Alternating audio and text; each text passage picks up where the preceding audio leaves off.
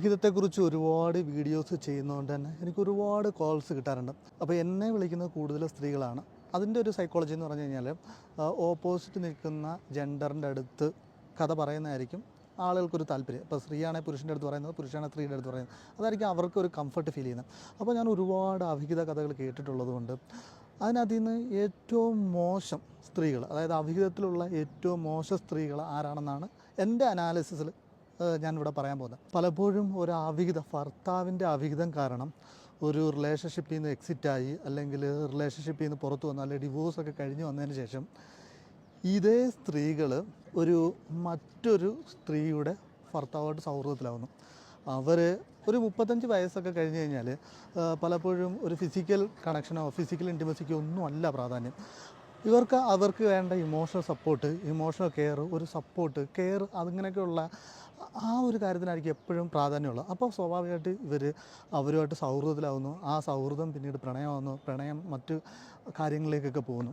ഏതൊരു വിഷയം കൊണ്ടാണോ ഇവർ ആദ്യത്തെ ബന്ധത്തിൽ നിന്ന് വന്നത്, അല്ലെങ്കിൽ ഡിവോഴ്സ് ആയത്, അല്ലെങ്കിൽ റിലേഷൻഷിപ്പിൽ നിന്ന് എക്സിറ്റ് ആയത്, അതായത് ഹസ്ബൻഡിന് മറ്റൊരു സ്ത്രീയുമായിട്ട് അവിഹിതമുള്ളത് കൊണ്ട് അതിൻ്റെ പെയിനുണ്ട്, അത് അക്സെപ്റ്റ് ചെയ്യാൻ കഴിയാതെ പുറത്തായിട്ട് ഇവരെന്താണ് ചെയ്യുന്നത്, വീണ്ടും ആണെങ്കിൽ ഇതേപോലെ ഒരാളായിട്ട് കണക്ട് ചെയ്യുന്നത്. അപ്പോൾ ഈ സ്ത്രീകൾ നമ്മളോട് പറയാറുള്ള കഥയെന്ന് പറഞ്ഞാൽ, സാർ അയാൾ എന്നോട് പറഞ്ഞത് അവരുടെ സ്ത്രീ എന്താണ് പറയുക, ഭാര്യ എന്ന് പറയുന്ന ആൾ വളരെ മോശമാണ്, അപ്പോൾ അതുകൊണ്ടാണ് എൻ്റെ അടുത്തേക്ക് വന്നത്, അവിടെ സമാധാനം കിട്ടുന്നില്ല, സന്തോഷം കിട്ടുന്നില്ല.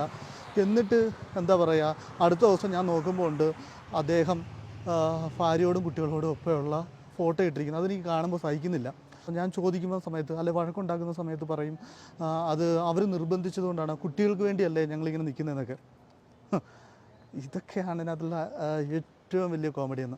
അത് നിങ്ങളെ സംബന്ധിച്ചിടത്തോളം അവിടെ ആ ബന്ധത്തിൽ നിന്ന് മാറിക്കൊടുക്കേണ്ടത് നിങ്ങൾ മാത്രമാണ്, അല്ല നിങ്ങൾ തന്നെയാണ്. കാരണം നിങ്ങൾ ഒരിക്കൽ ആ വേദന അറിഞ്ഞിട്ടുണ്ട്. ആ വേദന നിങ്ങൾ പ്രോപ്പറായിട്ട് ഹീൽ ചെയ്യാതെ, അല്ലെങ്കിൽ നിങ്ങളൊരു സൈക്കോളജിസ്റ്റിൻ്റെ അടുത്ത് പോകുന്ന സമയത്ത് ഒരു സൈക്കോളജിസ്റ്റിൻ്റെ അടുത്ത് പോകാതെ, അല്ലെങ്കിൽ ഒരു തെറാപ്പിസ്റ്റിൻ്റെ അടുത്ത് പോകാതെ ഇവരെ ഡിപ്പെൻഡ് ചെയ്യാൻ പോയതുകൊണ്ടാണ് നിങ്ങൾക്ക് അവിടെ ഒരു അറ്റാച്ച്മെൻറ്റ് ഉണ്ടായത്. ഈ അറ്റാച്ച്മെൻറ്റ് എന്ന് പറയുന്നത് ഭയങ്കര പെയിൻഫുള്ളായിട്ടുള്ളൊരു പ്രോസസ്സായിരിക്കും. ആ അറ്റാച്ച്മെൻറ്റ് കാരണം പിന്നെ അയാളെ വിട്ടിട്ട് വരാൻ പറ്റാത്തൊരവസ്ഥയായിരിക്കും. ഈ അവസ്ഥയിൽ നിങ്ങൾ തീർച്ചയായിട്ടും എന്താണ് പറയുക, നോ എന്ന് പറയുന്നത് any time no is no ആണ്. ഇപ്പോൾ ഫോർ എക്സാമ്പിൾ നിങ്ങളൊരു ഫിസിക്കൽ കണക്ഷനിൽ നിങ്ങൾ ചെയ്തുകൊണ്ടിരിക്കുക, അപ്പോൾ നിങ്ങൾ പറയുകയാണ് സ്റ്റോപ്പ് എന്ന് പറഞ്ഞാൽ സ്റ്റോപ്പാണ്, നോ ആണ്. അതുകൊണ്ട് തന്നെ ഏതൊരു റിലേഷൻഷിപ്പും ഏത് ടൈമിലും ബ്രേക്ക് ചെയ്യാൻ പറ്റണം. അതുകൊണ്ട് നിങ്ങൾ ഇത്തരത്തിൽ മറ്റൊരാളുടെ ജീവിതത്തിൽ, അതായത് നിങ്ങളുടെ ബന്ധം മറ്റൊരു സ്ത്രീക്ക് അത് ബുദ്ധിമുട്ടുണ്ടാകുന്നെങ്കിൽ, അതായത് അത് മറ്റൊരാളുടെ ഭർത്താവാണെങ്കിൽ നിങ്ങൾ തീർച്ചയായിട്ടും അവിടെ നിന്ന് ഇറങ്ങി പോരണമെന്ന് മാത്രമാണ് എനിക്ക് പറയാനുള്ളത്. കാരണം നിങ്ങൾക്ക് വേറെ ഒരുപാട് ഓപ്ഷൻസ് ഉണ്ട്. എന്നെ വിളിച്ച് ഒരുപാട് സ്ത്രീകൾ ഭയങ്കര പെയിനായിട്ടെന്നൊക്കെ പറയും. പക്ഷേ ഞാൻ പറയുന്നത്, നിങ്ങൾക്ക് ഫ്രീ ആയിട്ടുള്ള ആളുകളെ, ഡിവോഴ്സ് ആയിട്ടുള്ള ആളുകളെ, ഡിപ്പെൻഡൻസി ഒന്നും ഇല്ലാത്ത ആളുകളെ ഓപ്റ്റ് ചെയ്യാമല്ലോ. കാരണം അതാണ് കറക്റ്റ് വേ. ഇപ്പോൾ നമ്മൾ ഇതിൻ്റെ കോൺസെപ്റ്റിനെ കുറിച്ചൊക്കെ പറയുകയാണെങ്കിൽ നോൺ എത്തിക്കൽ മോണോഗമി എന്നൊക്കെ പറയുന്ന കുറേ കോൺസെപ്റ്റുകളൊക്കെ ഉണ്ട്. അത് ഭയങ്കര 101 റൂൾസൊക്കെ ഉണ്ട്, അത് ഞാൻ വായിച്ചിട്ടുണ്ട്. അപ്പോൾ അങ്ങനെ നിങ്ങൾ ട്രൈ ചെയ്യണമെന്നാണ് എനിക്ക് പറയാനുള്ളത്.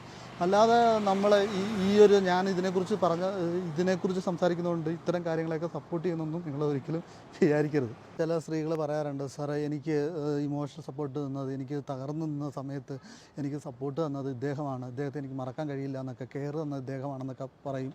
അപ്പോൾ ഒരു കാര്യം മനസ്സിലാക്കേണ്ട, അയാളൊരു തെറാപ്പിസ്റ്റ് അല്ല, അല്ല അയാളൊരു സൈക്കോളജിസ്റ്റ് അല്ല, അയാളുടെ ജോലി അതല്ല, മനസ്സിലായില്ലേ? അപ്പോൾ അതൊന്നും ഒരു ജസ്റ്റിഫിക്കേഷനേ അല്ല. നിങ്ങളുടെ പ്രോബ്ലം ഇമോഷണൽ ആണെങ്കിൽ അതിന് മെൻ്റൽ ഹെൽത്ത് പ്രൊഫഷണൽസിനെ കാണുക. നിങ്ങളുടെ ഇഷ്യൂ ഫിനാൻസ് ആണെങ്കിൽ നിങ്ങൾ ഫിനാൻസ് കണ്ടെത്താൻ വേണ്ടി ശ്രമിക്കുക.